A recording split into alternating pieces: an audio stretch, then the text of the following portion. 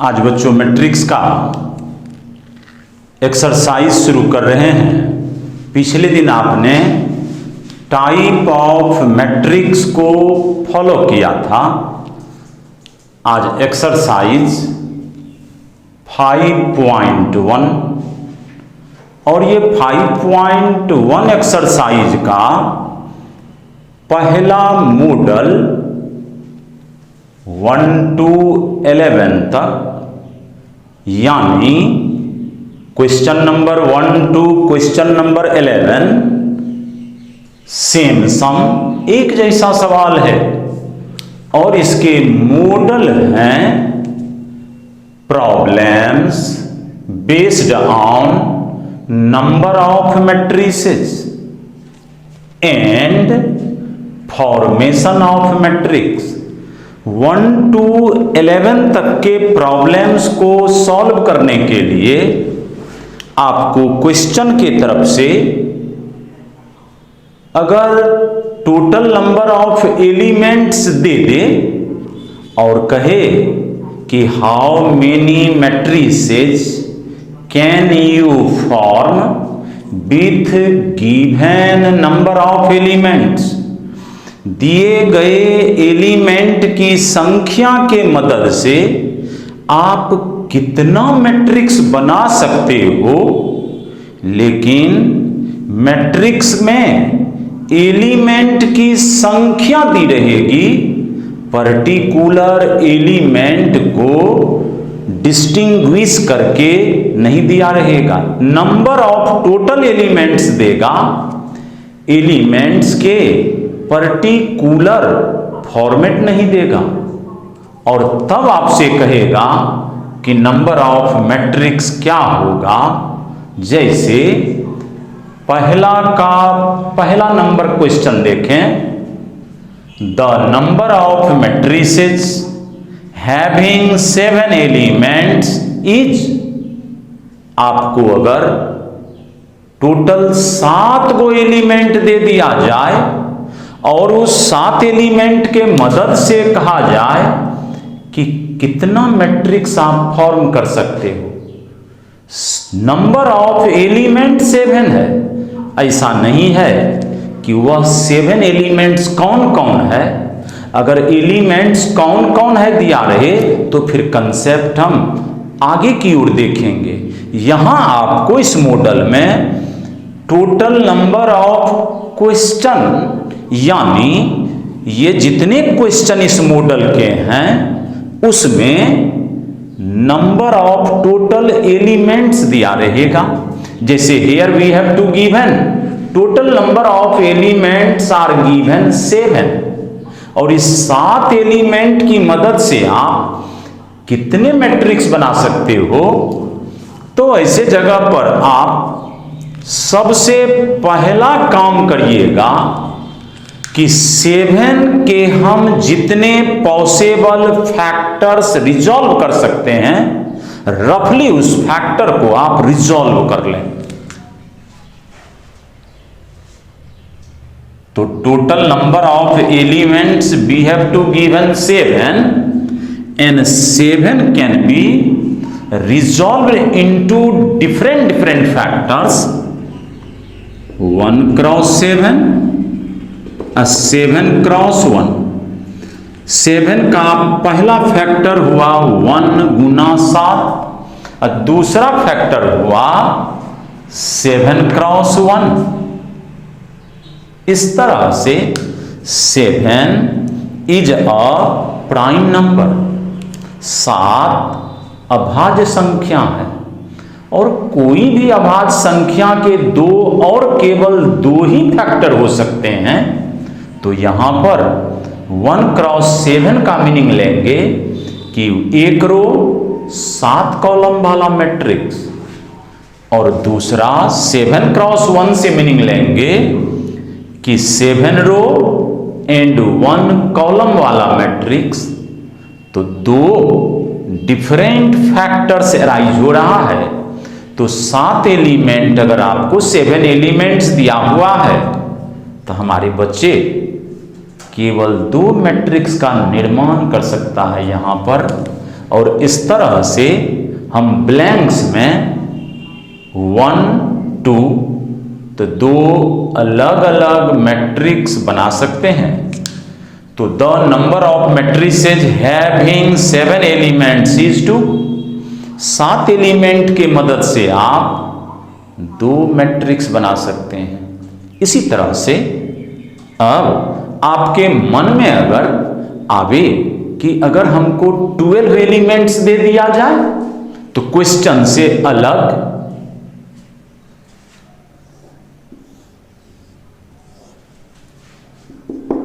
अगर 12 एलिमेंट्स हमारे बच्चों को दे दे और तब आपसे पूछे कि how many matrices can you form, तो further you resolve the 12 into different factors. तो we resolve it 1 cross 12, another factor is 2 cross 6, तीसरा फैक्टर 3 क्रॉस 4, चौथा फैक्टर 4 क्रॉस 3, पांचवा फैक्टर 6 क्रॉस 2 और छठा फैक्टर 12 क्रॉस 1। और इस तरह से अगर 12 एलिमेंट्स आपको दे दे और क्वेश्चन कहे कि कितना मैट्रिक्स बना सकते हो, तो हमारे बच्चे इत्मीनान से अब बता सकेंगे 1 2 3 4 5 6। तो there are 7 different factors here arises. यहां 6 गो अलग अलग फैक्टर है, तो 6 मैट्रिक्स आप बना सकते हैं। एक रो 12 कॉलम वाला मैट्रिक्स, 2 रो 6 कॉलम वाला मैट्रिक्स, 3 रो 4 कॉलम वाला मैट्रिक्स, 4 रो 3 कॉलम वाला मैट्रिक्स, 6 रो 2 कॉलम वाला मैट्रिक्स और लास्ट में 12 रो 1 कॉलम वाला मैट्रिक्स। और इस तरह से अगर आपको 12 एलिमेंट्स क्वेश्चन में दिया रहे कि if you have to given from question there are 12 elements and further you have to ask that how many matrices can you form, तो वी रिप्लाई तो there are 6 matrices you form. आप 6 गो matrix का निर्माण कर सकते हैं। तो अगर इस तरह से डिफरेंट एलिमेंट्स दे दे और मैट्रिक्स की संख्या पूछे, इस प्रकार से हमारे बच्चे आसानी से जवाब दे सकते हैं। और ये ऑब्जेक्टिव के लिए बड़ा ही अप्रोप्रिएट क्वेश्चन। इसी 1 to 11 में नंबर ऑफ मैट्रिक्स से जुड़ा हुआ क्वेश्चन अब हमारे बच्चे सारे आसानी से बना सकेंगे। अब इसके दूसरे क्वेश्चन की तरफ बढ़े, फॉर्मेशन ऑफ मैट्रिक्स, कि मैट्रिक्स का निर्माण हमारा बच्चा कैसे कर सकता है। तो 3 का पहला क्वेश्चन, नंबर 3 के फर्स्ट क्वेश्चन को हम लर्न करें। क्वेश्चन के तरफ से पूछा जा रहा है कि यहां पर 2 क्रॉस 3 ऑर्डर के मैट्रिक्स का कंस्ट्रक्ट करना है। 2 क्रॉस 3 अर्थात 2 रो 3 कॉलम वाला मैट्रिक्स बनाना है। तो अब 2 रो 3 कॉलम वाला मैट्रिक्स आपको बनाना है, तो ये तो बिल्कुल आपको कंसेंट आ रहा है कि वैसा मैट्रिक्स का निर्माण करना है जिसमें 2 रो होगा 3 कॉलम होगा। बट उस एलिमेंट का वैल्यू क्या होगा, तो क्वेश्चन के तरफ से एलिमेंट आपको डिफाइंड करके दे देगा। जैसे इस क्वेश्चन में इन जनरल ए सफिक्स में आईजे अर्थात आईवा रो एंड जेवा कॉलम में बैठे हुए एलिमेंट का वैल्यू डिफाइंड करके दिया हुआ है आई प्लस 2j। और इस तरह से इस मैट्रिक्स के सारे एलिमेंट का डिफिनीशन इस गिवन स्टेटमेंट से हम फॉलो करेंगे और तब कहता है 2x3 ऑर्डर के मैट्रिक्स को फॉर्म करो, कंस्ट्रक्ट करो। तो इस तरह के क्वेश्चन अगर आपसे पूछा जाए कि construct a matrix whose order is given and their elements are also defined by question, तो at first you write the general form of matrix A11, A12, A13, A21, A22, A23, 2 row 3 column वाले matrix को आप पहले in general format कर लेंगे। जैसे एक मूर्ति बनाने वाला मूर्ति बनाने से पहले मूर्ति का संरचना बांस के बत्ती खरपतवार से उसका एक ढांचा तैयार करता है, फिर उसमें मिट्टी के लेपन चढ़ाता है, रंग रोगन करता है और एक जीवंत मूर्ति जिस तरह से वह मूर्तिकार बना डालता है, वैसे ही हमारे बच्चे भी जितने ऑर्डर का मैट्रिक्स कहे बनाने के लिए, तो आपका ड्यूटी होगा पहला कि हम उस ऑर्डर के मुताबिक रो और कॉलम में एलिमेंट को जनरल फॉर्म में सजा लें। तो 2 रो 3 कॉलम वाला एलिमेंट उसके ऑर्डर के हिसाब से सजा दिया।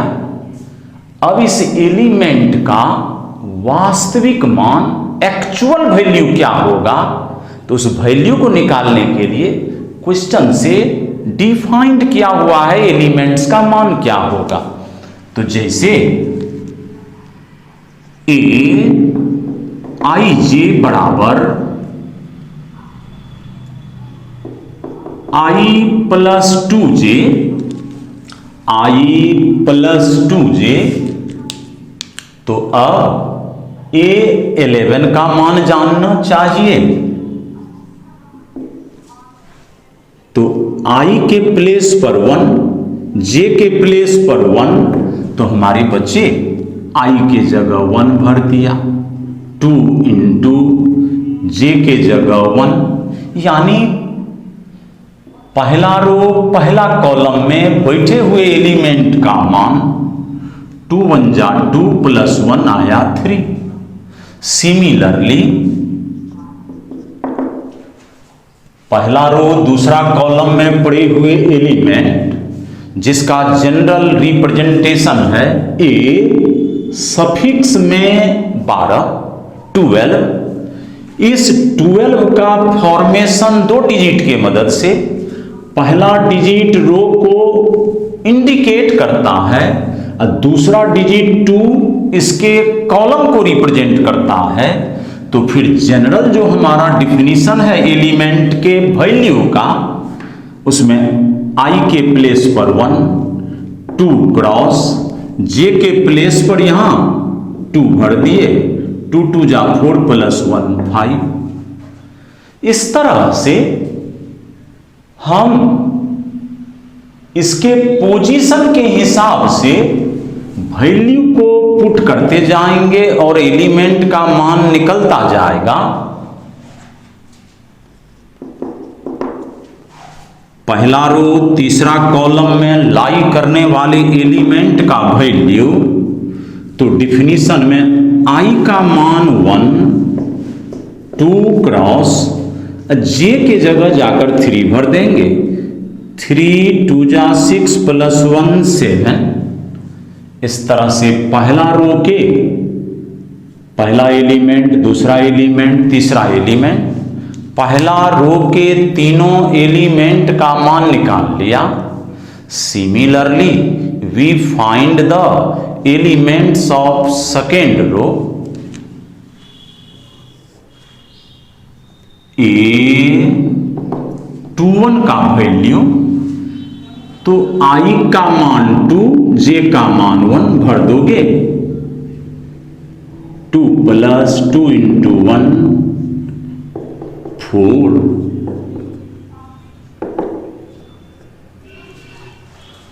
दूसरा रो दूसरा कॉलम में पढ़ने वाले एलिमेंट का वैल्यू I के प्लेस पर दो।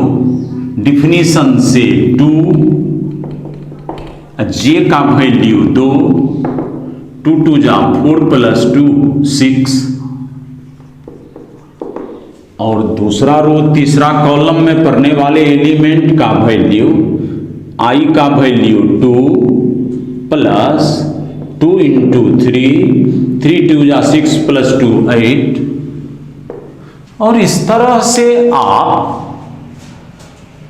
2 × 3 के प्रत्येक एलिमेंट का मान आप दिए गए डिफिनीशन के अकॉर्डिंग आप फाइंड कर लेते हैं, और फिर सारे वैल्यूज को ले जा करके हम अपने जो हमारा रिक्वायरमेंट होगा उस मैट्रिक्स में डाल देते हैं। Therefore required matrix